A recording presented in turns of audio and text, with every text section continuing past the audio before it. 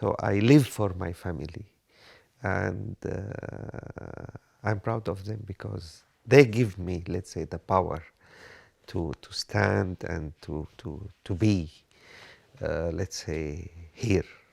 So they are my motivation, they are my power.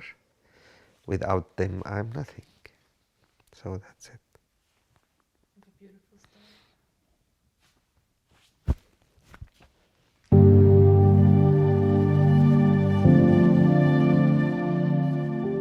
Est-ce qu'on va dire en français je vis ou en français je survis? C'est une très belle question parce que moi je dis souvent aux élèves, il n'y a pas que ça va bien en français. Ce qu'ils apprennent le plus souvent, c'est comment ça va bien. Mais quand tu changes la langue, tu dis how are you? Ah, so far so good. Donc c'est différent. Bonjour madame. Bonjour docteur. Qu'est-ce que vous avez aujourd'hui? J'ai mal à la tête. Parfois, j'arrive dans la classe, je regarde les yeux des élèves, la rougeur dans les yeux, ça me dit que, ok, je viens de recevoir une nouvelle, je viens de prendre une nouvelle qui, paraît-il, ça ne va pas dans mon pays. Il y a la guerre, il y a des gens qui meurent, il y a tout ça.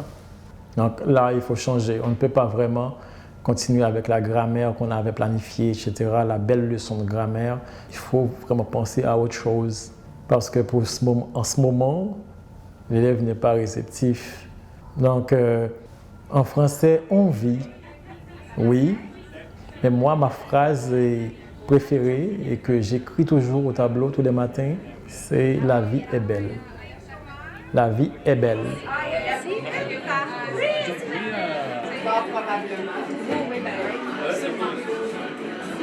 En français, on vit et aussi en français, on survit.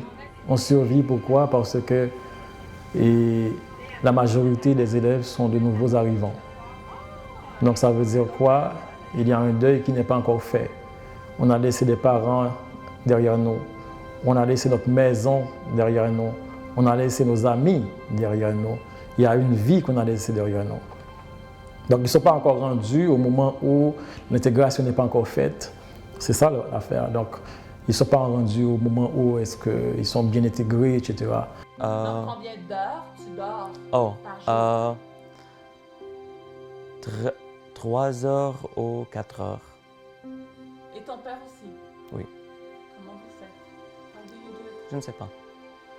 On ne sait pas. On peut survivre, mais il y a toujours espoir.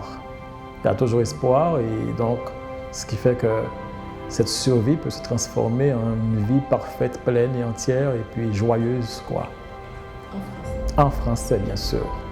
Absolument, absolument.